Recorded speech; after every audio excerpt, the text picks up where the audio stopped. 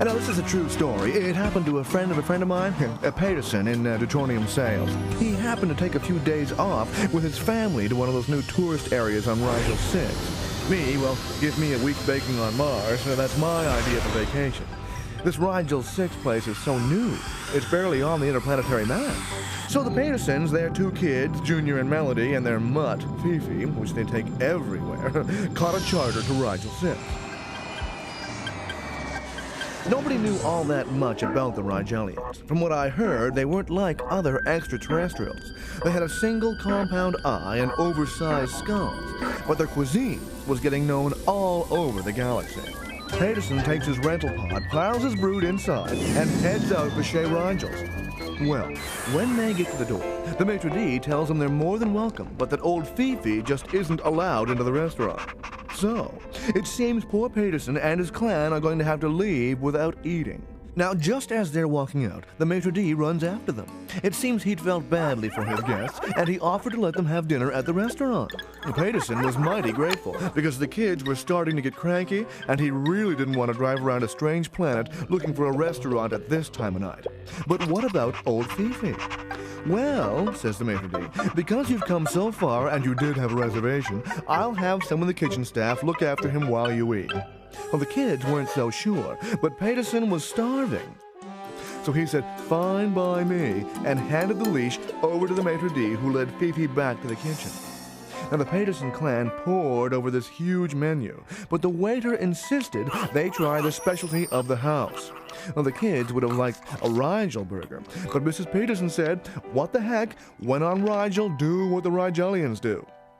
Now, Peterson was a bit suspicious and wanted to know what was in it.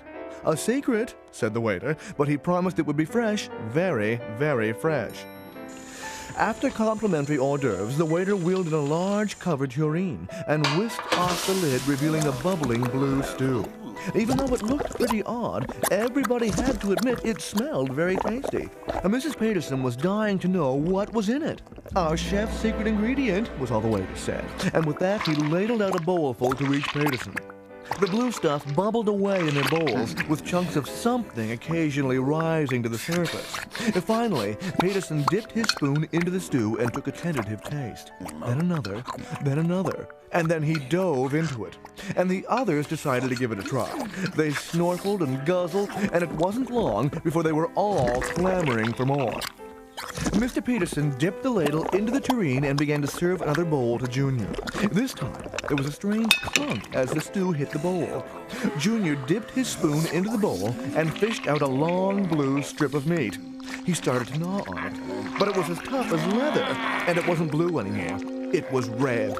Red leather, just like Fifi's collar. And it had a name tag on it. Fifi! How did that get into the stew? The Petersons looked at the collar hanging out of Junior's mouth. They all gagged, ran to the door, and sped away into the night. In the kitchen, Nigel and the maitre d' shook their heads. A waiter came rushing in, asking for the house specialty. Sorry, said the chef, no more secret ingredient left. Then he saw a paw sticking out from under the table. He pulled it, and there was Fifi. I don't suppose you have any more of that red leather, said the chef. Fifi just looked up and gave the chef a big, slobbery lick on his one eyebrow. Well, this is a true story. It happened to a friend of mine, Peterson, in Sales. And now, when his family vacations, they take their own food and leave the dog at home.